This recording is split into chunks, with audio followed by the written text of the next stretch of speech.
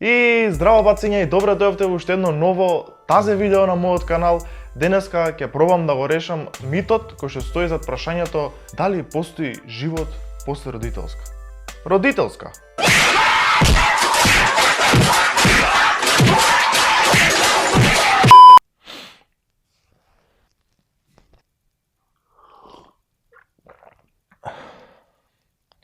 Се извинувам, добар сум. Се извинувам. Може да продолжиме. За мене родителските немале некој тешко значење.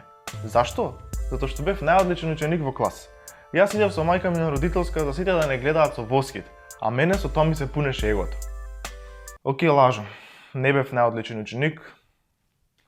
Не бев ни одличен ученик. Бев среден ученик. Родителските средби се срање, болка, трауми од детството, тапа. Се сеќавам на времето уште кога идев во основно. Го спомнувам основно затоа што тогаш тем бев тапа у школа. Во основно, кој ќе ни закаже родителска, а ни закажува 2 недели пред да јаме родителската и ни вика како кажете дома за 2 недели имате родителска, немојте да заборавите. Ја тогаш чекав да дојде предпоследен ден за да ја кажам на мајка ми дека имам родителска. Зашто? Може ја бев тапа у школа, али не бев глупав. Шансите да дојде на родителска мајка ти, ако ја кажеш 2 недели пред родителската, се огромни. Зашто? Затоа што ќе знае, ќе планира и ќе дојде на родителска. Ама затоа, шансите да дојде на родителска, ако ја кажеш 2 дена пред родителска, се многу помали. Затоа ја си кажав 2 дена пред родителска. Но за жал, оваа моја теорија се покажа само неколку пати како точна во текот на моето школување. Го гледаш овој подочњак? Ги гледаш овие брчки овде?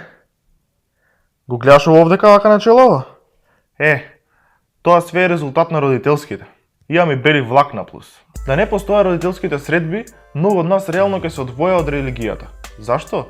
Затоа што цело време се молевме и се крстевме пред родителска, за време на родителска и после родителска. После родителска и оче наш дури ја кажувавме. Најзебано чувство од сите чувства е кога после родителска ќе ти зазвони телефонот. Знаеш кој те бара? Мајка ти. Леле, го наебав. Ало, а мајка ти е како: Кај си бе? Еве мамичке дома. Тогаш се понашаш најпедерски. Остани дома, сега се враќам на родителска. Тогаш знаеш дека си го наебал. Тогаш ја земаш книгата по предметот кај што имаш најслаба оценка и 20 минути додека дојде мајка ти од родителска си буквално вака пред книга, ти се тресат рацете, ти се тресе книгата, се тресеш ти целиот и учиш. До тогаш не си научил, тогаш ќе научиш баш. Лагај дека учиме од тие 20 минути. Од тие 20 минути правиме се освен учење. Размислуваме на нашето раѓање, на нашето постоење, на сите среќни моменти, размислуваме дури на нашата смрт. Нашата смрт која што треба да дојде секој момент. Ти буквално си спремен и на тоа. Кога сме веќе тука, морам да нагласам дека постојат два типа на родители после родителска. Првиот тип на родители е тие што ќе те исплескаат, ќе поплачеш и како ништо да не било. Вториот тип на родители се тие кои што ќе дојдат од родителска, 3 сати ќе ти зборат и ќе те мават на психа и после тоа секој момент до следната родителска ќе ти го зборат истиот муабет. Јас имав од тие вторите родители.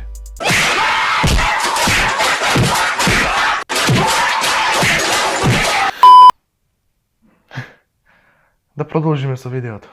Како што минуваше време, така родителските средби изгубија својата вредност.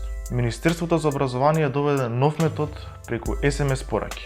Нашите родители на рандом време беа известувани со порака за нашите оценки, за нашите оправдани, неоправдани заостаноци, буквално за се. Тогаш кога ги титнеше телефонот на мајка ми, автоматски ја напуштав куќата. Колку злобна е работа, значи. Ненајавена родителска средба. Седите дома со твоите, гледате некоја турска серија, се смеете, плачете, небитно. Наеднашка на мајка ти и титнува телефонот.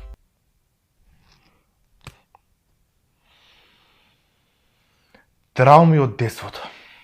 Набрзо тој систем паднал во вода, бидејќи наводно не давал точни информации.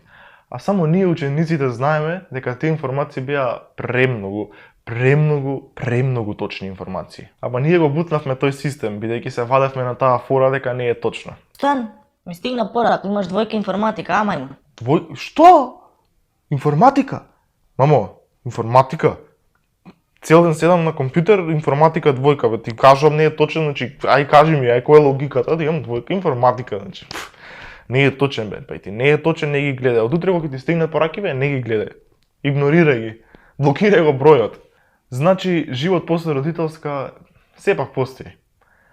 Али со трајни последици. И тоа беше тоа за ова видео. Се надевам дека ова видео ви се допадна. Ако ви се допадна, чувствувате се слободни да стиснете лайк и subscribe. И секако, не се плашете да го споделите со некој ваше баце. Исто така, не заборавајте да ме заследите на Instagram Стојан. Ставам смешни работи, мемиња, се трудам, така да ако сакате, заследете ме, ако не, педер!